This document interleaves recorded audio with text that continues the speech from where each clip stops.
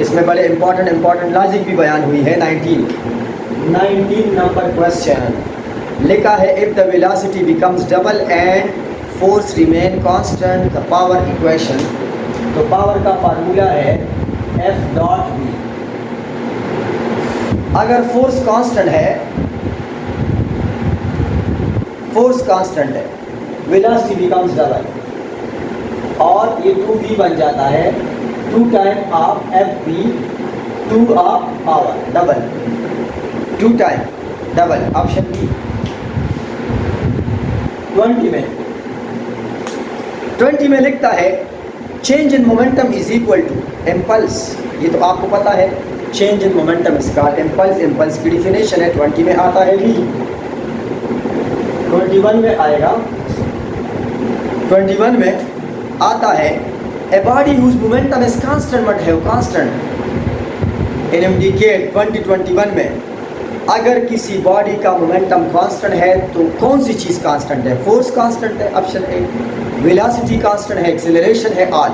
तो पहले से वो फिजिक्स का तो फ़ायदा ये है कि आप फार्मूला मेमोराइज करें। सोचो कि 21 का फार्मूला क्या है। फार्मूला 21 में मोमेंटम इज कांस्टेंट, मोमेंटम का फार्मूला है P है। मोमेंटम का ताल्लुक किसके साथ है? वेलोसिटी के साथ है। डायरेक्शन भी वेलोसिटी के साथ है।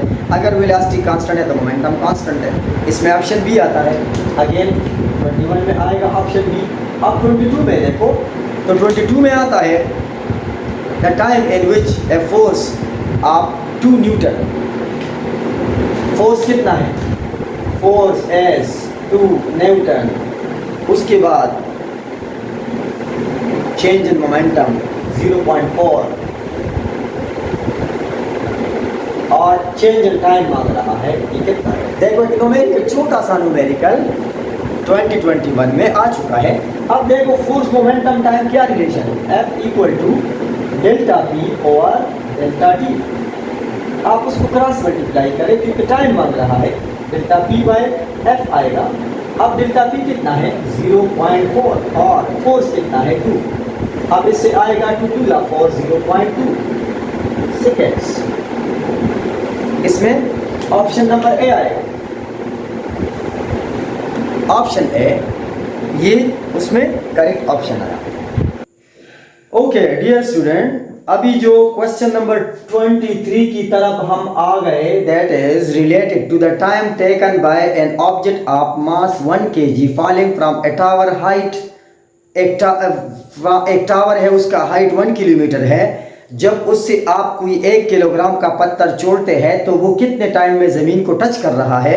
इसका ऑप्शन ए है 10 second, option B 1 second, option C 14.1 second, option D none. अब देखो मास कितना है? 1 kg। हाइट कितना है? 1 किलोमीटर। 1 kilometre means 1000 metre. लेकिन टाइम कितना ले रहा है? टाइम मालूम करते हैं। तो एक फार्मूला जो बड़ा इंपॉर्टेंट है, हाइट से ये आता है 2h/g। That is a very key point for this numerical which is 2n2h 1000 divided by, इससे जो आता। अब देखो ना, ऑप्शन जिस फॉर्म में दिया है उसमें आप 9.8 को आप इंसर्ट करें, बल्कि इसको आप 10 पुट कर लें, अंडर रूट ले लें। टाइम इज इक्वल टू, ये 1 0 कट जाएगा, 2 मल्टीप्लाइड बाय 100, ये 2 का 1.4 आएगा और 100 का 10 आएगा, तो 14.1 सेकेंड। इसमें ऑप्शन सी आता है। ऑप्शन नंबर सी 24 में आता है the motion of A rocket is based on the conservation of mass, energy, linear momentum, all. Kinetic energy नहीं है, लीनियर मोमेंटम है, ऑप्शन डी। 24 में डी आता है। 25 में आता है कोलिजन से रिलेटेड है। Elastic collision, inelastic collision only momentum is conserve, ये ऑप्शन ए है। Option B only kinetic energy is conserve, option C both kinetic and momentum is conserve, option D none of them is conserve, option C इसमें correct है। इसमें momentum और kinetic energy दोनों conserve है। 26 में लिखा है इन इलास्टिक कोलिजन में ओनली मोमेंटम इज कंजर्व। ये तो आसान है, इसमें ऑप्शन ए आता है। फिर उसके बाद MCQ नंबर 27 में 27 ओके, ये 27 और 28, 29 ये ऐसे क्वेश्चन है जो कि इसमें कोर्ट में काफ़ी ज़्यादा प्रॉब्लम्स आए हुए थे। यही वो क्वेश्चन है, बार बार मैं रिपीट करता हूँ, ये मैं अपनी फिजिकल क्लासेस में भी हमेशा देता हूँ क्योंकि ये बड़े फिक्स टाइप क्वेश्चन है, बड़े इंटरेस्टिंग है, बड़े इंपॉर्टेंट है और ये कई साल मुसलसल आ चुके हैं। अब 27 में आते हैं, इतनी तारीफी भी नहीं करता इस क्वेश्चन का। पहले क्वेश्चन सुन लो। A particle of mass m moving with velocity v strike a stationary particle of mass 2m and stick to it the speed of the system. बड़ा सिंपल टाइप क्वेश्चन है। छोटा सा मास है m और ये बड़े मास जो स्टेशनरी है उसको हिट कर रहा है। अब ये जिस वेलोसिटी से जा रहा है इसकी वेलोसिटी है, इसकी वेलोसिटी v है, v के साथ, और ये 2m जो है इसकी वेलोसिटी v1 v के बराबर है और v2 ये स्टेशनरी है। अब जाहिर है कि जब ये दोनों स्टिक हो जाएगा, इधर दोनों ऑब्जेक्ट आ गए और मिल गए, अब एक कंबाइंड स्टिक हुआ। स्टिक मींस ये इनइलास्टिक कोलिजन है, स्टिकिंग का मतलब है इनइलास्टिक कोलिजन।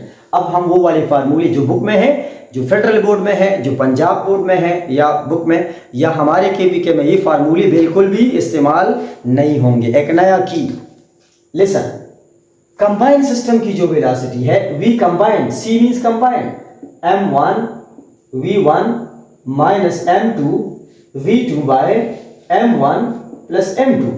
इसका मास m1 m के बराबर है और m2 ये 2m के बराबर है। अब m1 कितना है, ये जब आया ये m है, v माइनस ये 2m है और ये क्या है, ये 0 है। ये क्या है, m प्लस 2m। इससे क्या बना, ये तो ऑलरेडी 0 बना, m v बाय 3m, ये कट गया v बाय 3। अब v by 3 is the question. अब इसमें ऑप्शन जो आया दैट इज ऑप्शन सी, इधर आता है option C. Very interesting question. अब थोड़ा सा इस बोर्ड को फिर से मिटाते हैं, पिक्चर ले ले, अपने पास से डेटा भी रख ले।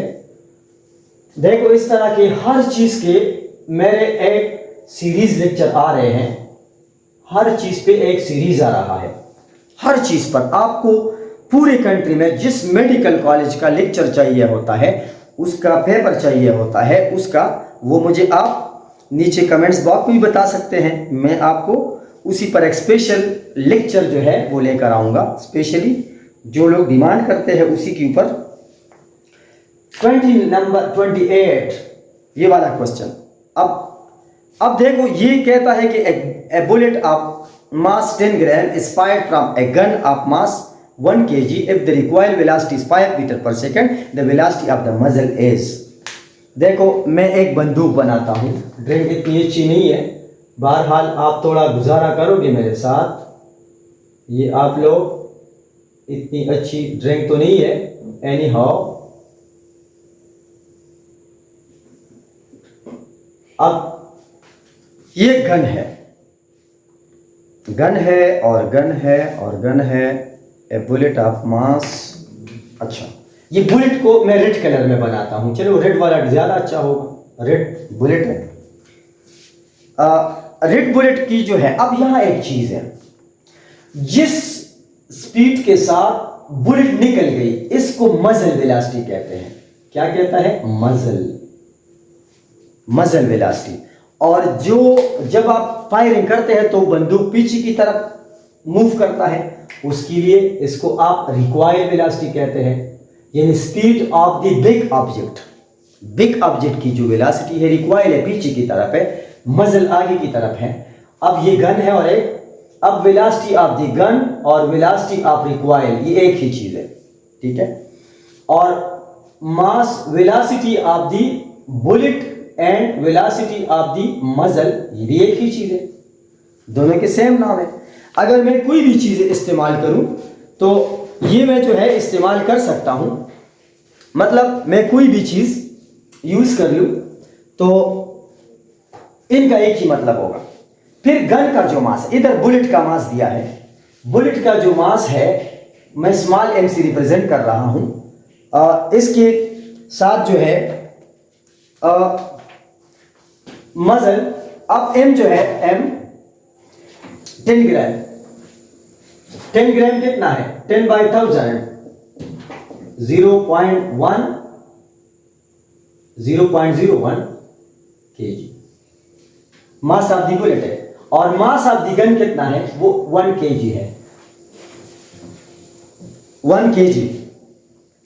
अब क्या कह रहे हैं कि आप क्या फाइंड करें, द वेलोसिटी ऑफ द मजल, बुलेट की वेलोसिटी मालूम करें। तो अब हमारे पास एक फार्मूला है कि momentum of the bullet is equal to momentum of the gun, mass of bullet, ये तो सिंपल एमसीक है, और मैंने velocity of the muzzle velocity है, यानी बुलेट की वेलोसिटी को मजल कहते हैं, और mass of the gun capital M से जाहिर होता है, और वेलोसिटी को मैं जी से रिप्रेजेंट कर रहा हूं, वेलोसिटी ऑफ द गन है। अब वेलोसिटी ऑफ द मजल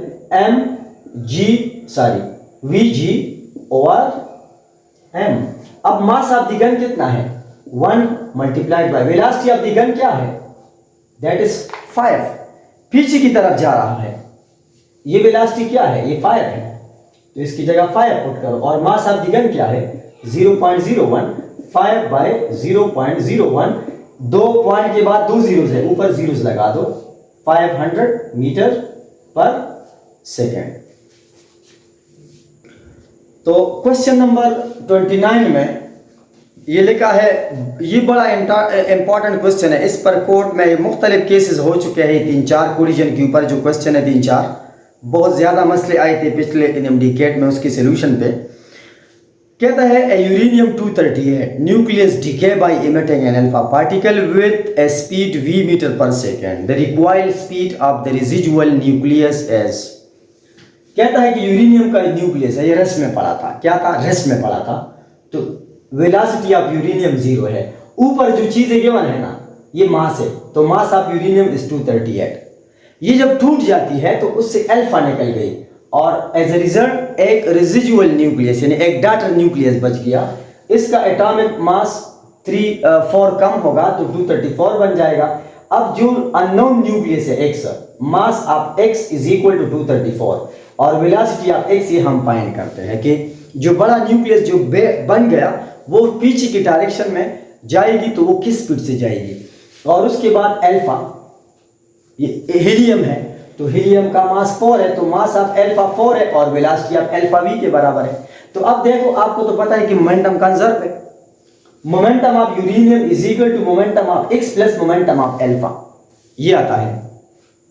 अब यहां momentum of u uranium is equal to momentum of x plus momentum of alpha, momentum mv u मैंने इसलिए लिखा क्योंकि ये 0, अब ये तो स्टेशनरी है, ये तो ऑलरेडी 0 आएगा इधर, अब इससे आया 0, ये पूरा टर्म 0 बना।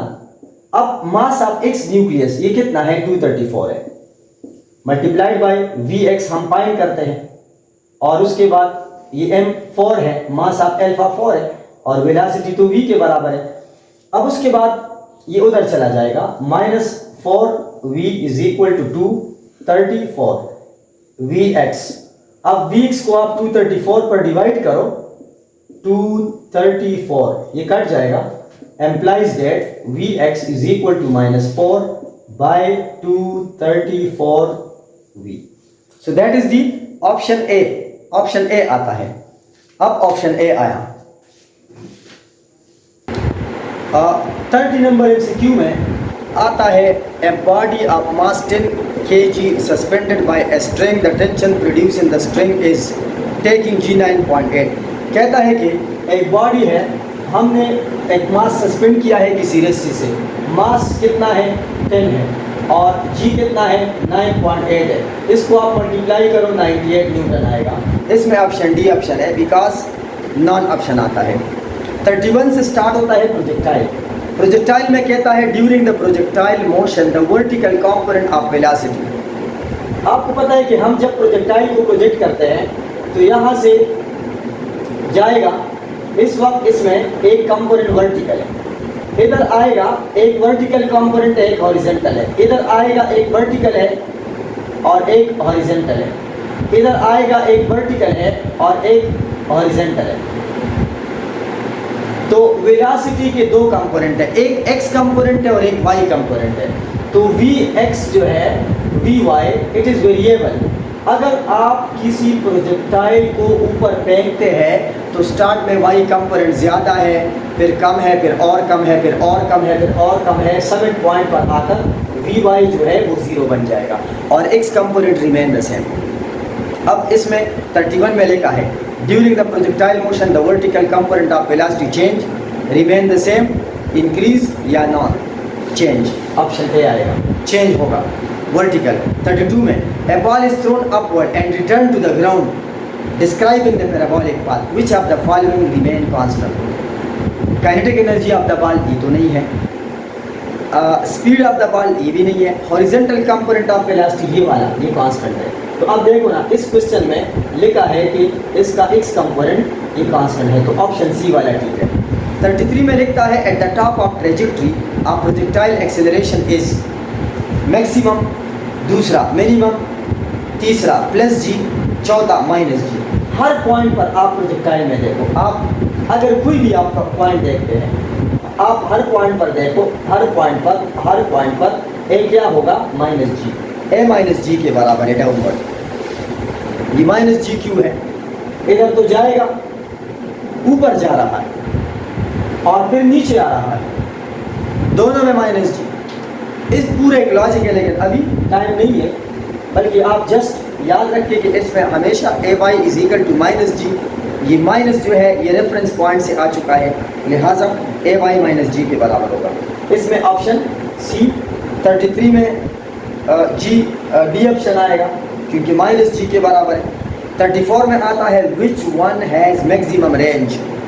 रेंज 45 पे सबसे ज़्यादा है और 45 के बाद उस एंगल पर सबसे ज़्यादा है जो 45 के ज़्यादा करीब हो।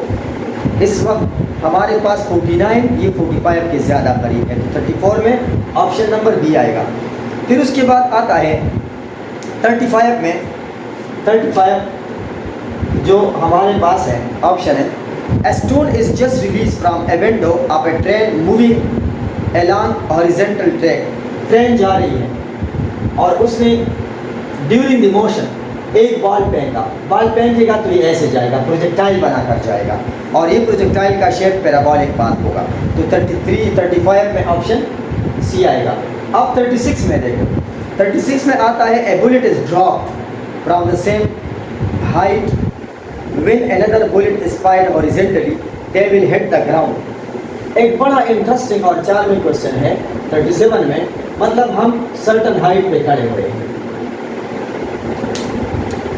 हम एक चीज वो फेंक रहे हैं, एक ऐसे फेंक रहे हैं बुलेट और ऐसे आएगा और एक सीधा ड्रॉप करते हैं, listen drop, not throwing, drop, इसको ऐसे, ये ए है और ये बी। कहते हैं एक बार हम ऐसे फेंकते हैं और एक जस्ट ड्रॉप करते हैं, कौन सा पहले अर्थ को टच करेगा? Both will touch the earth at the same time, दोनों एक ही वक्त में जाएगा। 1 किलोमीटर दूर चला गया और एक जस्ट, दोनों एक बार ज़मीन को टच करेगा। तो इसमें साइमल्टेनियसली 36 में ऑप्शन 36 या 36 में, सॉरी 37 नहीं था, ये 36 है, 36 में आएगा साइमल्टेनियसली बी ऑप्शन। 37 में लिखा है कि एरोप्लेन के बारे में, ओके अब ये क्वेश्चन 37 जो बार बार रिपीट हो चुका है, 37 में an aeroplane is flying 490 metre above the ground.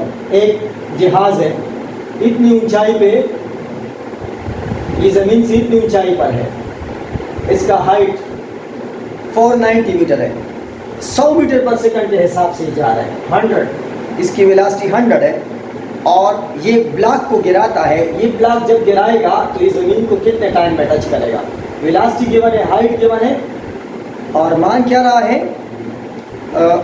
मांग रहा है how far the ground will it touch, यानी कितना दूर जाएगा।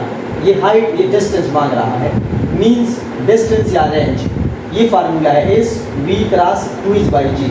इसमें क्या है, v कितना है 100 इंटू 2, h कितना है 490 डिवाइडेड बाय ये आएगा 10, इसको आप अंडर रूट ले लो, ये कट जाएगा, 100 मल्टीप्लाइड बाय 498 आ जाएगा। इसको आप इसको भी 100 मान लो तो 100 इंटू 10 98 100 मान लो तो कैलकुलेशन आसान हो जाएगा। ईटा में तो इतना ज़्यादा वो तो देता है, तो इससे आएगा 1000 किसके बराबर है 1 किलोमीटर। तो इसमें ऑप्शन 37 में ऑप्शन नंबर बी आता है, ऑप्शन नंबर बी।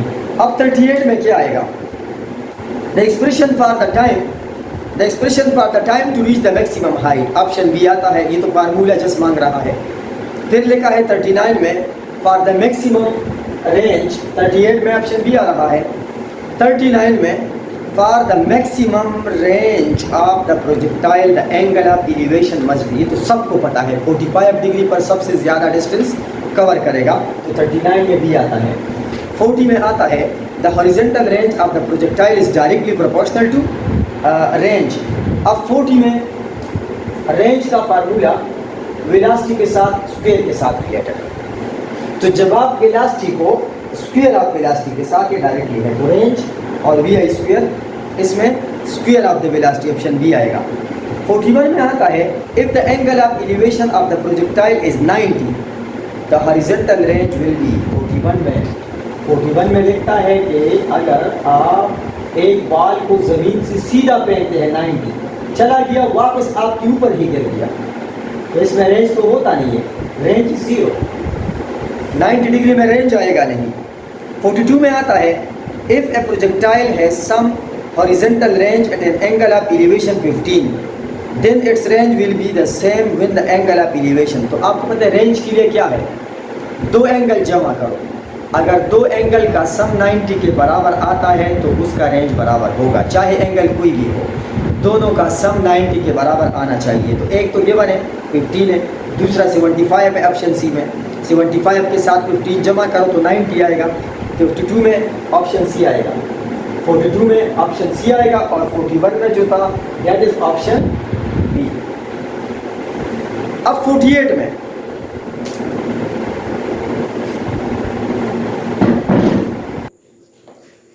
ये 43 नंबर क्वेश्चन में लिखता है a projectile fired with initial velocity u at an angle theta has a range r if the velocity become double. तो आपको पता है कि जब वेलोसिटी डबल हो जाए तो अब रेंज और keeping the elevation angle at the same angle of projection then the range will be. Velocity double किया थीटा वही है, तो आपको पता है कि रेंज में ये क्या है, वेलोसिटी डबल थीटा सेम है, इसका स्क्वायर ले लो, implies that r prime to 2 जा 4vi स्क्वायर, तो 4 टाइम बढ़ जाएगा, इसमें ऑप्शन सी आएगा, 4r बनेगा। वेलोसिटी डबल करने से रेंज 4 टाइम इंक्रीज होगा। एक बड़ा इंटरेस्टिंग क्वेश्चन जो एनर्जी के साथ रिलेटेड है, एनर्जी के 3 क्वेश्चन है, एक मैंने दिया है, बाकी जो है वो अगले डिस्कशन में आएंगे। 44 में लिखता है at what inclination the kinetic energy of projectile eight summit point is 1/4 of the total kinetic energy. कहता है कि यहां पर जितना काइनेटिक एनर्जी है, अगर मैं यहां पर आऊं ना तो यहां पर काइनेटिक एनर्जी इसका 1/4 हो जाएगा। तो कहता है कि ये एंगल बता दो, इधर 100 एनर्जी है, ऊपर 25 बन गई, 75 चली गई, कहता है कि एंगल क्या है। तो आपको पता है कि समिट पॉइंट पर y कंपोनेंट काइनेटिक एनर्जी का 0 है समिट पॉइंट पर, तो काइनेटिक एनर्जी के हमेशा 2 कंपोनेंट है, काइनेटिक एनर्जी x और काइनेटिक एनर्जी y कंपोनेंट। अब समिट पॉइंट पर ये कंपोनेंट 0 बना, जो ही ये कंपोनेंट 0 बना तो ये 1/4 बना, टोटल एनर्जी का 1/4 है।